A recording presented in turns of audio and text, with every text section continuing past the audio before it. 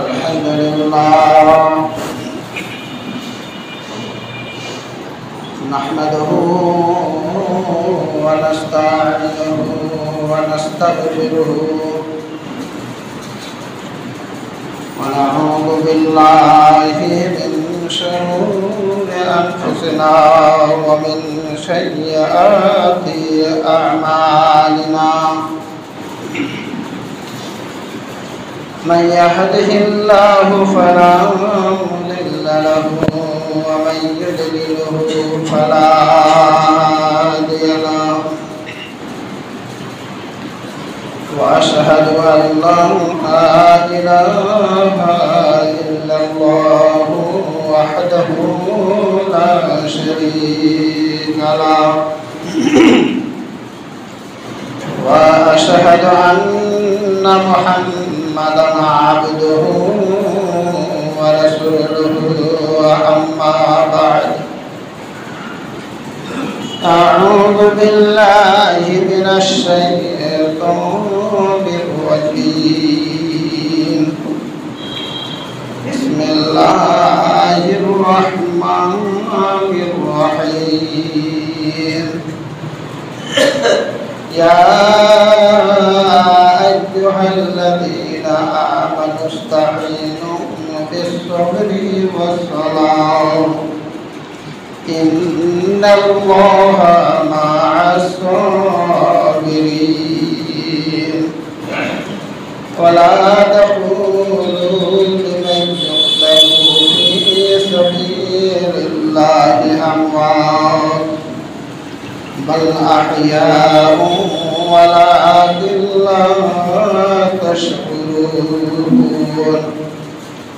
ولنبلوكم بشيء من الخوف والجوع ونقص من الأموال والأنفس والثمرات وبشر الصابرين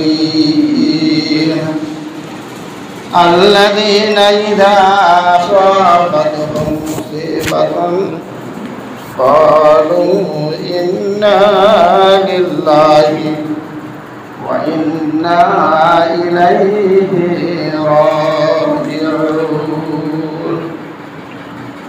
فقال الله تبارك وتعالى في موضع آخر إن الذين يكفرون بآيات الله ويقتلون النبيين بغير حق ويقتلون الذين يأمرون بالقسط من الناس فأبشرهم بعذاب عليم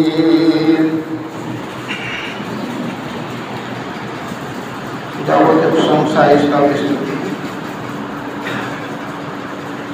রব্বুল আলামিনের। অতঃপর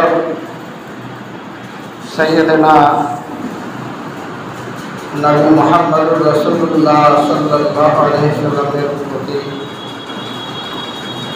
অসংখ্য সীমাহীন দরুদ ও সালাম বর্ষিত হোক।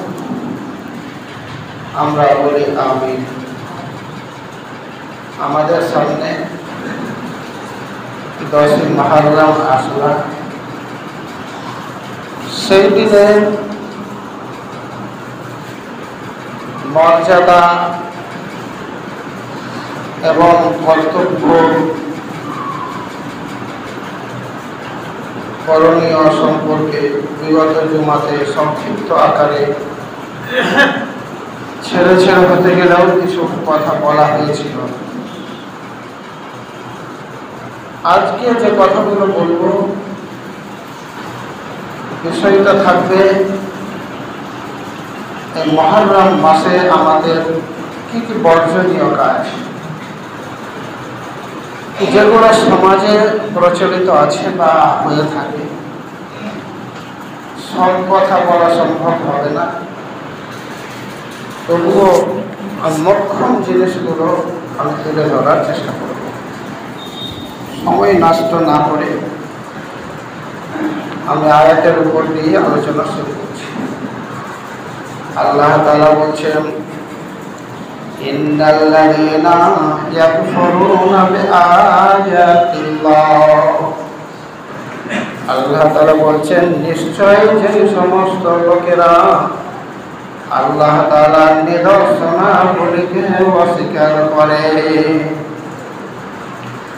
আল্লাহর নিদর্শন বলতে আল্লাহ তাআলার বাণী, আল্লাহ তাআলা কিতাব রূপে কুরআন শরীফ আমাদেরকে দান করেছেন এবং নবী সাল্লাল্লাহু আলাইহি ওয়াসাল্লামের আদর্শ, তার চলন ফেরনের ইতিহাসগুলো হাদিসের মাধ্যমে আমাদের কাছে সংরক্ষিত হয়েছে। আল্লাহ তাআলা বলছেন ইন্নাল্লাযীনা ইয়াকফুরুনা বিআয়াতিল্লাহি, এই সমস্ত লোকেরা আল্লাহ তাআলার নিদর্শনগুলো অর্থাৎ আল্লাহ তাআলার প্রদত্ত কিতাব এবং তার প্রেরিত রাসূলের আদর্শগুলোকে যারা অস্বীকার করে, যারা সেইগুলোর উপরে আমল করে না, ওইগুলোকে গ্রহণ করে না, আল্লাহ তাআলা বলছেন ওয়া ইয়াকতুলুনাল নাবিয়্যিনা বিগাইরি হাক্কিন, আর যে সমস্ত লোকেরা বিগত যুগে নবী আম্বিয়ায়ে কিরামকে হত্যা করে দিয়েছে, নিহত করে দিয়েছে। তারপরে আল্লাহ তাআলা বললেন ওয়া ইয়াকতুলুনাল্লাযীনা ইয়া'মুরুনা বিল কিসতি মিনান নাস, আর শুধু আম্বিয়ায়ে কিরাম নয়, শুধু নবী রাসূল নয়, নবী রাসূল নয়, এইরকম লোকগুলোকে যারা মানুষকে সত্যের দিকে, মানুষকে ন্যায়ের পথে, মানুষকে ইনসাফের উপদেশ দিত, ওই সমস্ত লোকদেরকে যারা হত্যা করে দিয়েছে, আল্লাহ তাআলা বলছেন ফাবাশশিরহুম বিআযাবিন আলীম, নবী হে তুমি ওই সমস্ত লোককে ভয়ানক আযাবের সুসংবাদ দিয়ে দাও। তিনটা জিনিস যারা আল্লাহর নিদর্শনকে, কুরআন এবং হাদিসকে যারা অস্বীকার করবে, আর যারা আম্বিয়ায়ে কেরাম অর্থাৎ নবী রাসূলদেরকে অন্যায়ভাবে হত্যা করেছে, আর 3 নম্বর হলো নবী রাসূল নয় এইরকম মানুষ যারা লোকদেরকে সত্যের দিকে আহ্বান করেছে, ভালো কথা বলেছে, ইনসাফের কথা বলেছে, তাদেরকে হত্যা করেছে।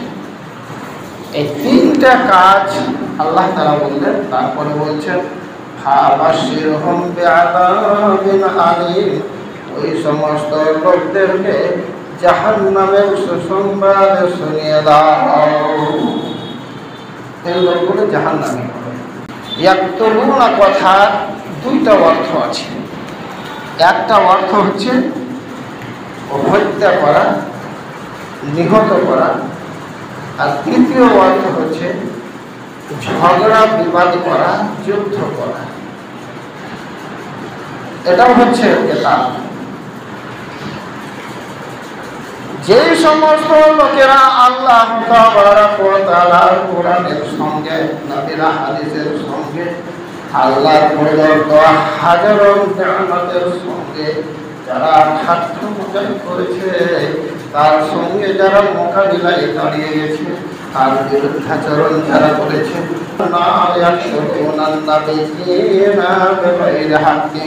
যারা নবীদের সঙ্গে ঝগড়া বিবাদে লিপ্ত হয়ে গেছে,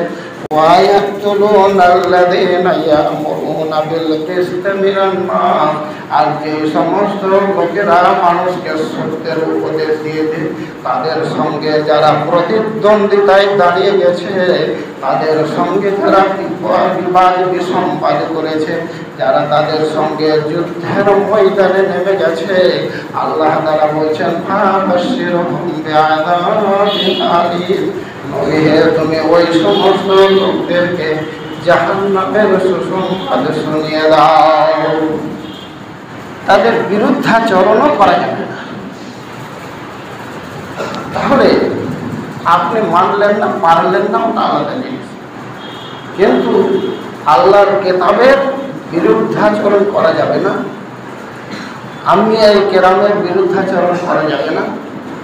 আম্বিয়ায়ে কেরাম তো এখন নাই, তো দিনের ওলামায়ে কেরাম আছে যারা মানুষকে ভালোর দিকে ডাকে, নামাজের দিকে ডাকে, ইনসাফের দিকে ডাকে, মসজিদে ডাকে, তাদের বিরুদ্ধাচরণ করা যাবে না। এই তিনটা কাজ আল্লাহ তাআলা বললেন। তারপরে বলছেন ফাবাশশিরহুম বিআযাবিন আলীম, ওই সমস্ত লোকদেরকে জাহান্নামের সুসংবাদ শুনিয়ে দাও। এই লোকগুলো জাহান্নামী হবে। কেন জাহান্নামী হবে? আল্লাহ তাআলা কারণ বর্ণনা করছেন, উলাইকাল্লাযীনা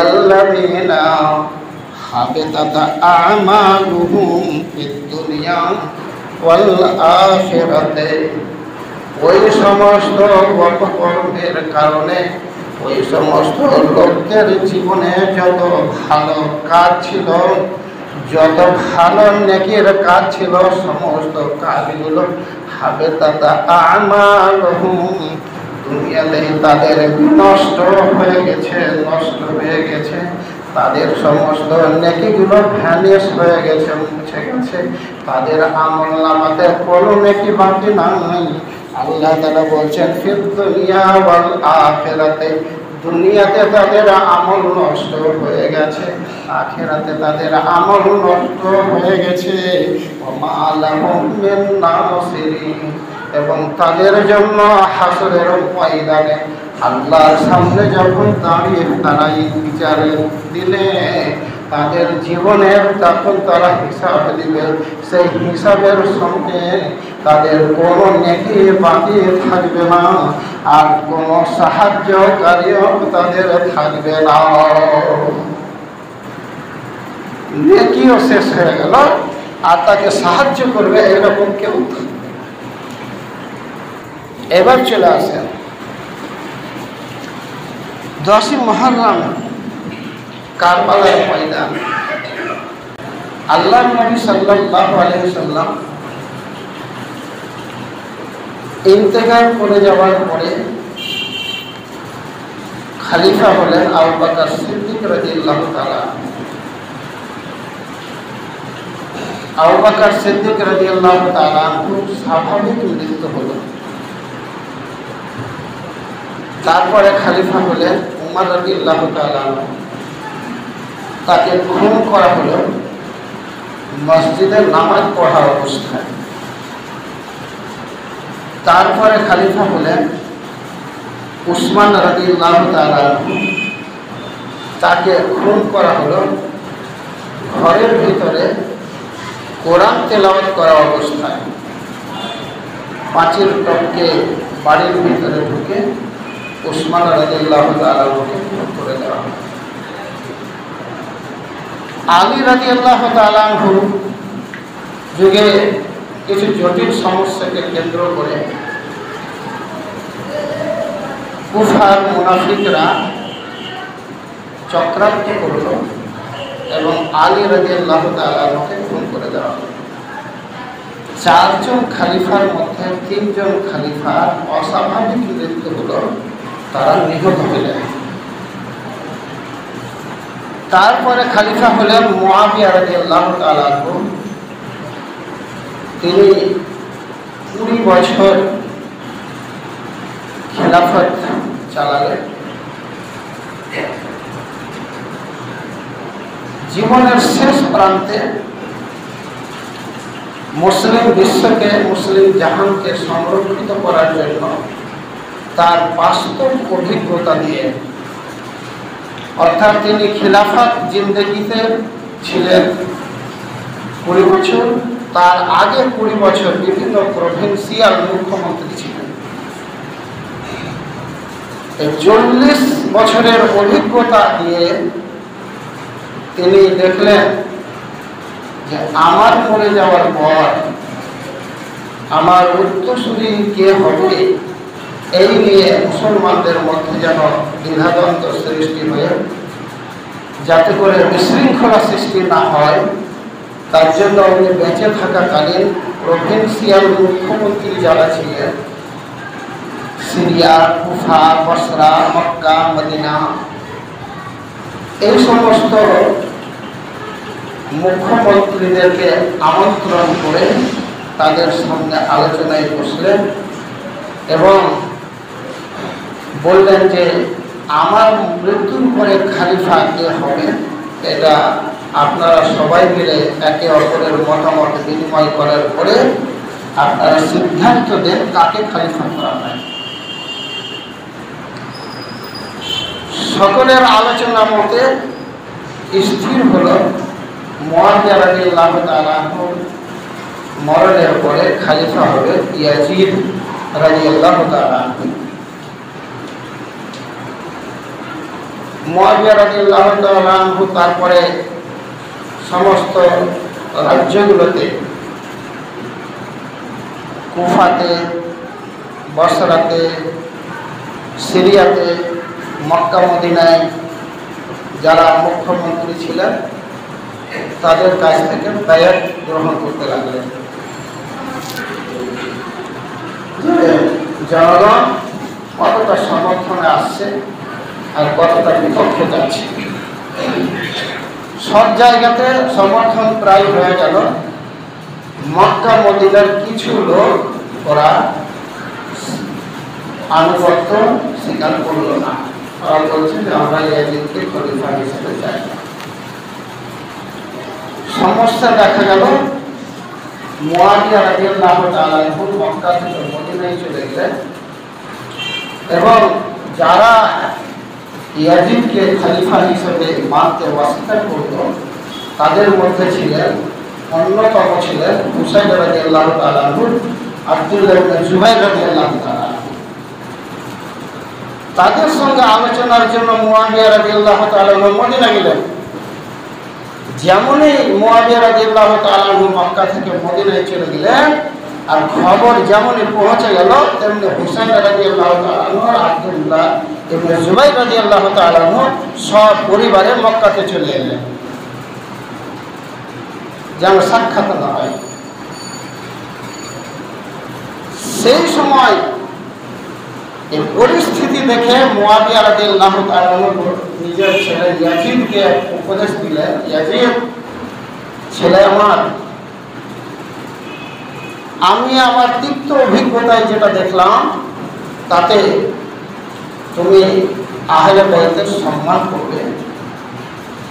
তবে আমি বুঝতে পারছি এমন হতে পারে যে যেহেতু হোসেন এখন পর্যন্ত বায়াত করেনি, যার জন্য আমি বুঝতে পারছি আমি মরে যাওয়ার পর ইমাম হোসেনকে কুফার লোকেরা তোমার প্রতিদ্বন্দ্বী হিসেবে দাঁড় করিয়ে দেবে।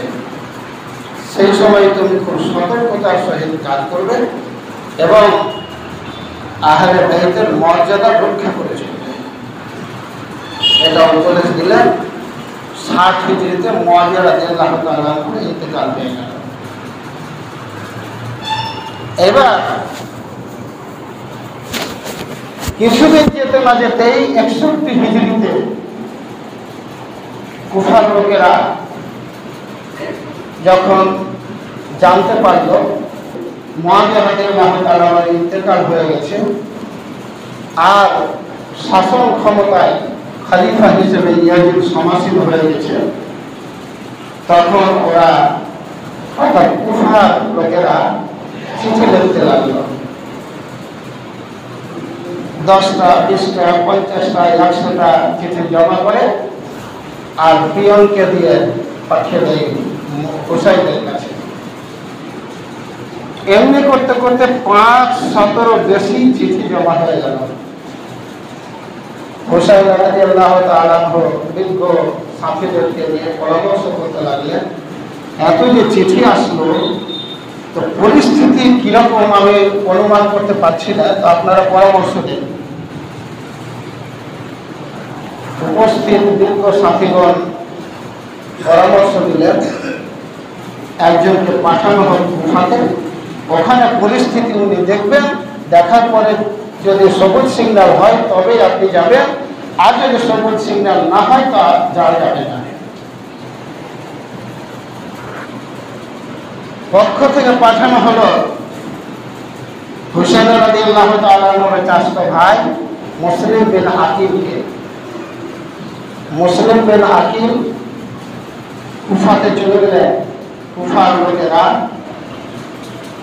হানি ইবনে উরওয়ার বাড়িতে বসে 12,000 লোক, ওরা বলছে হুসাইনকে আমরা খলিফা হিসেবে চাই, ইয়াজিদকে আমরা চাই না, তার বাপ মুয়াবিয়াকেও আমরা চাইছিলাম না, সন্তুষ্ট ছিলাম না মুয়াবিয়া। সুতরাং হুসাইনকে আসতে বলুন, আমরা ওনার হাতে দায়িত্ব করে আমরা ওনাকেই খলিফা হিসেবে মানতে রাখি। 12,000 লোক তখন বলছে আপনি একটা চিঠি লিখে দেন। মুসলিম বিন আকিল চিঠি লিখে দিলেন এবং দুধ দিয়ে পাঠিয়ে দেওয়া হলো। জিলহিজ্জা মাসের 8 তারিখে চিঠি লিখে যখন রওনা হয়ে গেল, উবাইদুল্লাহ বিন জিয়াদ তখন জানতে পেরে মুসলিম বিন আকিলকে হত্যা করার জন্য পরোয়ানা দিয়ে দিল। মুসলিম বিন আকিলকে 9 জিলহজ হজের দিনে নির্মমভাবে হত্যা করে দেওয়া হলো। অনেক কাহিনী আছে। মুসলিম বিন আকিলকে উত্তেজিত করলো এবং 4000 সৈন্য উবাইদুল্লাহ বিন জিয়াদের প্রাসাদকে ঘেরাও করলো। উবাইদুল্লাহ বিন জিয়াদ যখন হুঙ্কার ছাড়লেন, ইয়াজিদ বাহিনী নিয়ে তোমাদের 4000কে আমি দমন করবো এবং হত্যা করবো, তাহলে এরা সবাই ময়দান ছেড়ে পালিয়ে গেল। 3 জন লোক মুসলিম বিন আকিলের সঙ্গে থাকলো, তাদেরকে হত্যা করে দেওয়া হলো। ঘুরিয়ে বললাম কথাটা। এবার মুসলিম বিন আকিল যে 8 তারিখে চিঠিটা লিখে দিয়েছেন, এই চিঠিটা যখন পৌঁছে গেল হুসাইন রাদিয়াল্লাহু তাআলার কাছে, হুসাইন রাদিয়াল্লাহু তাআলা দেখলেন যে পরিস্থিতি তো ভালো, ওখানে মক্কা মুসলিম বিন আকিলের হাতে বাইত করেছে, সুতরাং চলো আর কোনো অসুবিধা নেই। মদিনা থেকে যখন বাহির হলেন, সেই সময় বিজ্ঞ বড় বড় সাহাবায়ে কেরাম আব্দুল্লাহ বিন জুবাইর, আব্দুল্লাহ বিন আব্বাস, এই সমস্ত সাহাবায়ে কেরাম তারা হুসাইন রাদিয়াল্লাহু তাআলার পথ আটকেছিলেন। আচ্ছা, খবরদার আপনি কুফাবাসীদের উপর ভরসা করে যাচ্ছেন, আপনি জানেন না আপনার বাপকে খুন করেছে ওরা, আপনি জানেন না আপনার ভাই হুসাইনকে ওরা খুন করেছে, কাদের উপরে ভরসা করে যাচ্ছেন? শেষমেশ আব্দুল্লাহ ইবনে জুবাইর রাদিয়াল্লাহু তাআলা বলে দিলেন যে হুসাইন, তুমি যে পথে রওনা দিয়েছো আমি রক্তের গন্ধ পাচ্ছি, নির্ঘাত তুমি নিহত হয়ে যাবে এবং ইন্না লিল্লাহি ওয়া ইন্না ইলাইহি রাজিউন বলে বিদায় দিয়ে দিলেন। রাস্তার মাঝামাঝি গিয়েছেন উবাইদুল্লাহ বিন জিয়াদের সৈন্যরা 4000 সৈন্য গতিরোধ করল।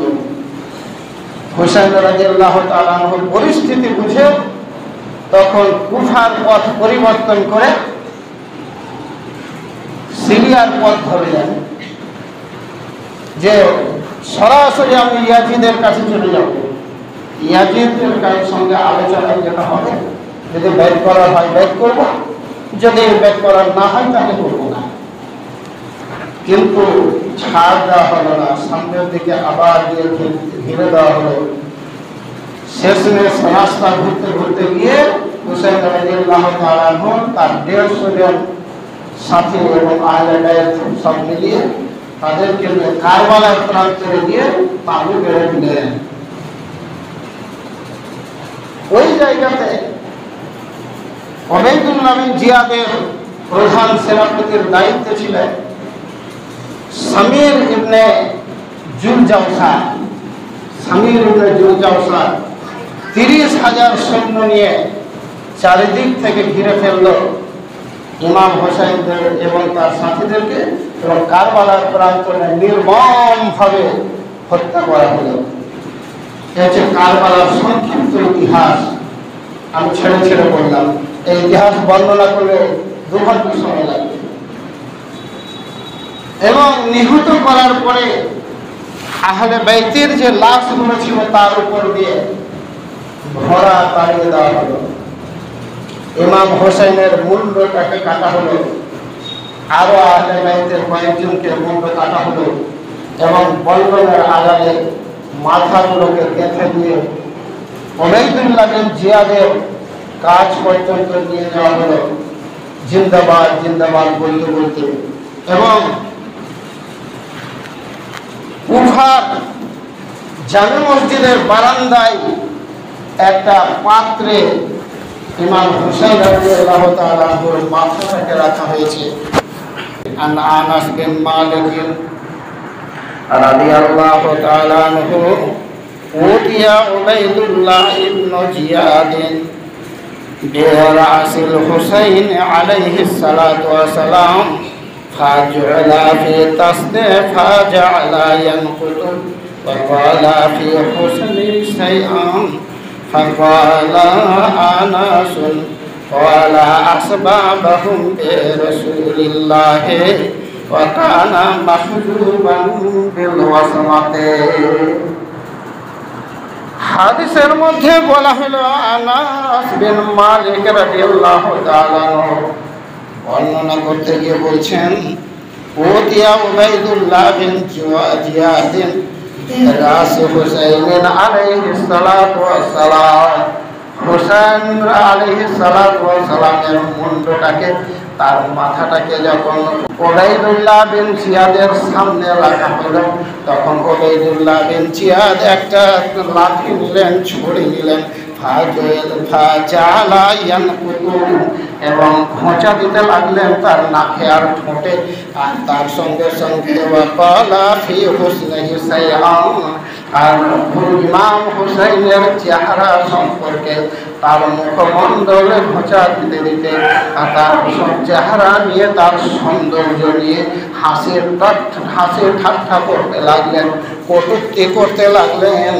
সেই সময় উপস্থিত ছিলেন আনাস রাদিয়াল্লাহু তাআলা আনহু। আনাস রাদিয়াল্লাহু তাআলা আনহু বলছেন ফাকালা আনাসুম কানা আসবাহুম বিরাসূলিল্লাহ ও উবাইদুল্লাহ ইবনে জিয়াদ, তুমি জানো তুমি কি কাজ করতে চলেছ? তুমি যে ইমাম হোসেনের নাকে আর ঠোঁটে ছুরি তুমি মজা মারছো আর ঠাট্টা মজা করছো। তুমি কে কথা জানো যা আহলে বাইতের মধ্যে যতজন ছিলেন তার মধ্যে ইমাম হোসেনের শরীরের সঙ্গে রাসূল সাল্লাল্লাহু আলাইহি ওয়াসাল্লামের শরীরের অধিক পরিমাণে মিল ছিল। ইমাম হোসেনের শরীরের সঙ্গে আল্লাহর রাসূলের অধিক মিল ছিল। সুতরাং তোমাকে একটু দেখে অন্তরটা কাঁপে না? তুমি যে ওর ঠোঁটে ঘোঁচা মারছ আর ওর চেহারা নিয়ে তুমি যে ঠাট্টা মজাক করছো, কটূক্তি করছো।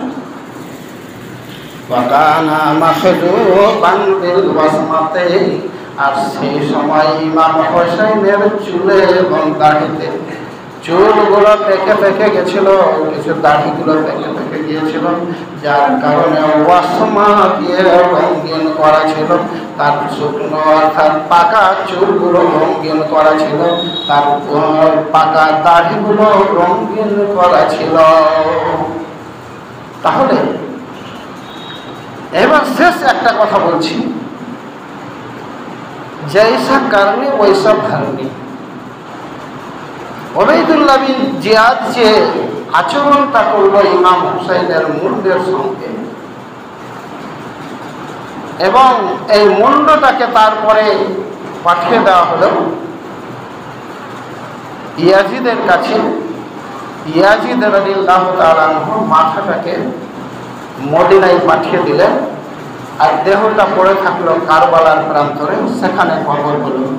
ইমাম হোসেনের কবর দুই জায়গায়, একটা কারবালার প্রান্তরে তার শরীর দেহের কবর আছে, আর মাথাটা আছে মদিনায় জান্নাতুল বাকিতে ফাতিমা রাদিয়াল্লাহু তাআলা আনহুর কবরের পাশে।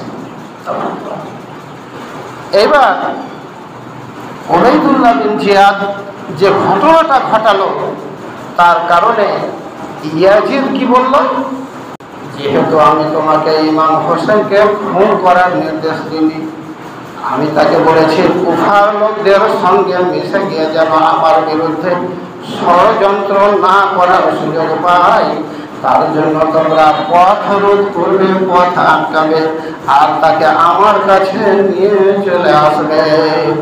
কিন্তু আমার কাছে তোমরা নিয়ে আসলে না, আর তাকে তোমরা বাঁচতেও দিলে না।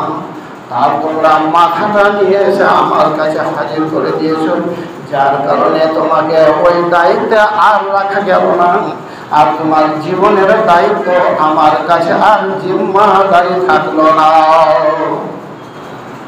তোমার জীবনের জিম্মাদারি আমার আর থাকবে না। এইরকম ভাবে উবাইদুল্লাহ বিন জিয়াদ 5 বছর বেঁচে থাকলো। 66 হিজরিতে মুখতার আস-সাকাফির হাতে যখন ধরা পড়ল, তখন মুখতার আস-সাকাফি তাকে খুন করার পরে তার মুন্ডটা নিয়ে গেল আবার ওই কুফার জামে মসজিদের বারান্দায় রেখে দেওয়া হলো। আর তিরমিজি শরীফের একটা হাদিসের মধ্যে বলা হয়েছে তার মাথাটা রেখে দেওয়া হয়েছে। আর মসজিদের কোনো একটা জায়গা থেকে একটা সাপ বাহির হয়ে আসলো, তার নাক দিয়ে ঢুকলো, মুখ দিয়ে বেরিয়ে গেল, আবার অন্য নাকের ফুটো দিয়ে ঢুকলো, আবার মুখ দিয়ে বেরিয়ে গেল, আর একবার মুখ দিয়ে ঢুকলো, আবার নাক দিয়ে বেরিয়ে গেল। এইরকম ভাবে 3টা ফুটা দিয়ে 3বার ঢুকেছে আর 3বার বাহির হয়েছে। তারপর সাপটা বের হয়ে চলে গেল, আর সমস্ত দাঁড়িয়ে দাঁড়িয়ে উবাইদুল্লাহ বিন জিয়াদের অপমানের প্রতিশোধ চোখে দেখল। ইমাম হোসেনকে যে আচরণ করা হয়েছিল, একই ঘটনা ঘটল উবাইদুল্লাহ বিন জিয়াদের সঙ্গে। সুতরাং আমরা এই দিনে রোজা করব, ইমাম হোসেনের উদ্দেশ্যে নয়। আল্লাহ রাসূল সাল্লাল্লাহু আলাইহি ওয়াসাল্লাম রোজা করেছেন, তার কথা বলেছেন, সাহাবায়ে করেছেন, সেই জন্য রোজা করব। আর আমাদের কাছে ইমাম হোসেন কেউ বিষয় নয়। সুতরাং তার জন্য আমাদের তাকিয়া করতে হবে, নাটকে নাচতে হবে, করতে হবে, দোয়া ফুটাতে হবে বা দোয়া লাগাতে হবে, এইগুলো শরীয়তের কোনো বিধান নয়।